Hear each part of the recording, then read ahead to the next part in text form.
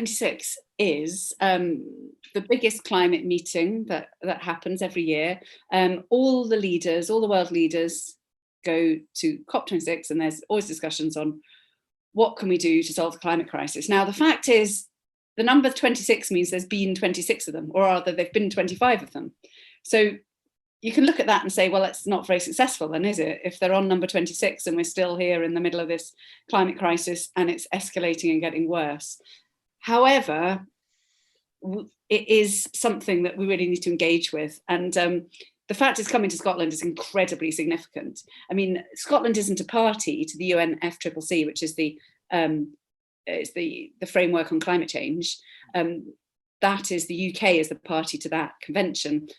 But it being in Scotland is incredibly significant for us in civil society. I work for a civil society organisation, Stop Climate Chaos Scotland, and we're all about getting civil society groups like charities, grassroots groups, community groups, trade unions, faith groups, student groups, etc., to really campaign on climate. And this is this opportunity when all the world leaders are coming to Scotland, when we can really start to put sort of the leverage in to make things better for us in Scotland, and also in the UK and worldwide. So we've got that moment to sort of do some campaigning. So COP26 is happening for 2 weeks from the 2nd of November. And that's the date. We expect Glasgow, if it all goes ahead as planned, to be filled with international activists, international world leaders, press, media, and everybody else who hangs on to these things. There are other events that happen that are very, very important for world decision making that don't include civil society as well as COPs do. So if you're talking about G7, you're talking about like Davos and like World Economic Forum and all these places, there isn't a formal process for civil society to be involved. And therefore they do attract more protests looking to shut them down. Civil society wants these talks to go ahead. They want to be involved in them and they want to make a difference. So the protest generally has a different feel to it at a COP. It is about drawing attention to the issues, about putting a bit of urgency on some of the discussions, and it's less about shutting down the talks themselves. So that, I think there's a very, very big difference between, let's say, Gleneagles back in whenever that was, 2007 or something, and the sort of moves to sort of shut it down, and then and COP, which will be very much more open to civil society. Civil society needs to be able to go in and out of them. They have badges. They go in and they take part and they come out again. Not everybody has a badge, obviously. Most civil society organisations in Glasgow aren't registered as part of the process. But there is that, hopefully, that permeable membrane of people inside and outside being able to get messages across. I'd encourage you to go to the Climate Fringe website. So that's climatefringe.org. And there's a section there called Get Involved. And there's lots of ideas and ways you can get involved. The first one, we are getting together loads of events that are happening between now and COP, and we've got them on the Climate Fringe website. So if you go there, you'll see events happening, online events at the moment, obviously, that you can attend. So go find an event and go along to it. And secondly, organise your own event. And we're encouraging people to specially organise events between the 18th and the 26th of September, because that coincides with Climate Week in New York, and that's when lots of leaders are in New York to discuss sort of things pre-COP. And so it's a really important moment for us to get things going and to do activities. So go to our website and find out how to be involved in that. There's a toolkit of how to get involved. Secondly, there's all sorts of ways of joining organising groups that we're organising around civil society coming to COP. So we're creating hubs for civil society to feel at home in, that we want to have there to be culture, we want it to be welcoming, we want it to have a real feeling of being kind of light and warmth in November for people coming to Glasgow. Also, we'll be looking for people to put up their spare rooms and their couches. You might have seen on the news recently that some ridiculous price gouging has taken place around hotels. So the official hotels are charging up to £12,000 or something for your 2-week stay. Well, we're totally going to undercut that by having it staying on couches. So check out our website.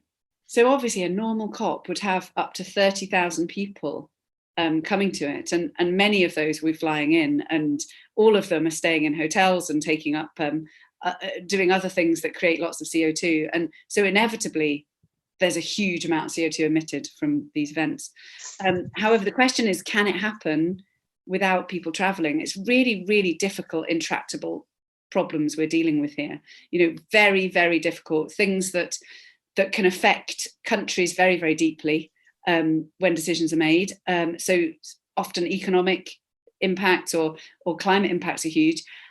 And really, these discussions and these negotiations tend to happen in these sort of side rooms. Decisions and bilateral meetings are held, and it's really, really important that you've got that dynamic taking place. And there's a feeling, I think, amongst especially the global South countries, and they're the ones that have got the most to lose, from climate change, is that really they need to be there in person, because it's hard enough to get their voices across in the situation, let alone when it's all being done online. So that's the situation at the moment. I think some of the global South countries are calling that if it's not going to happen in person, it should be delayed for those reasons. But then there's others that are saying that this needs to happen because it's already been delayed a year. So it's a very difficult question to answer. So 10 years down the road, where I want Scotland to be. Well, I think Scotland's got huge potential in this. I mean, we have got a government that has very early on laid down its intention to deal with climate. And, our first climate bill that Stop Climate Chaos Scotland was campaigning on was in 2009. So more than 10 years ago.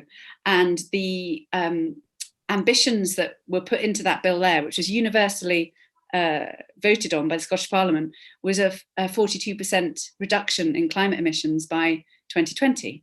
And what we managed to gain by 2019 was 45%. So it shows you that being ambitious can pay off. So, we have that sort of in our past to know that we can be ambitious and make a difference. We've got another climate bill now that takes us through the next 10 years. And that is also ambitious. And for 2020, so 2030, so that's in 10 years' time, the ambition is that we will have reduced climate emissions by 75% on 1990 levels. And that is one of the highest ambitions in the world. So that is a fantastic thing. However, what we're seeing on a day-to-day basis in policy is new roads being built, new houses being built with gas infrastructure. There isn't the urgency there to change things. And if we're going to make things in 10 years' time 75% below, or preferably below that, because every year matters when it comes to climate, then we're going to have to start making the changes now. So I think if we do that, we'll have an amazing Scotland to live in 10 years' time. We'll have amazing opportunities for cycling, that'll be safer for pedestrians. Our houses will be warmer and cheaper to heat, and there will be no fuel poverty. And, the opportunities are amazing, but are we actually grasping them now? And that's what I'm worried about.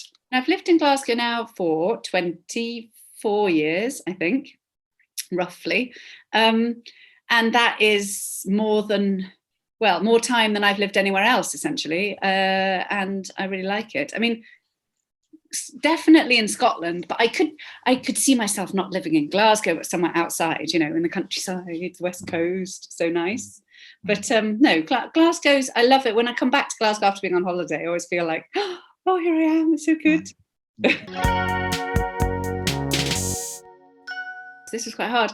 I started thinking about I Like Birds by Eels. To their words, 'cause I like birds. Because not that I know very much of their songs, but that song particularly speaks to me because I really, really, really, really like birds. I actually would really prefer probably to have Karine Polwart singing Freedom Come All Ye in the Italian chapel. So come all ye, attain with freedom, never heed what the hoodies croak for do. It's a beautiful, beautiful song. I first heard it actually on the Make Poverty History March in 2007 or whenever it was. I went to Edinburgh and I heard it played on the pipes, and I thought, that's such a rousing tune. That is an amazing tune, and it's an amazing vision of, I suppose, what Scotland could be and where we really could be in 10 years' time, perhaps, if we deal with some of these issues where climate interacts with social issues and racial issues and all the different inequalities that we've got, and health inequalities and difficulties, if we can sort all of that out together in Awana, I feel that song is a really good sort of something to bring us all together.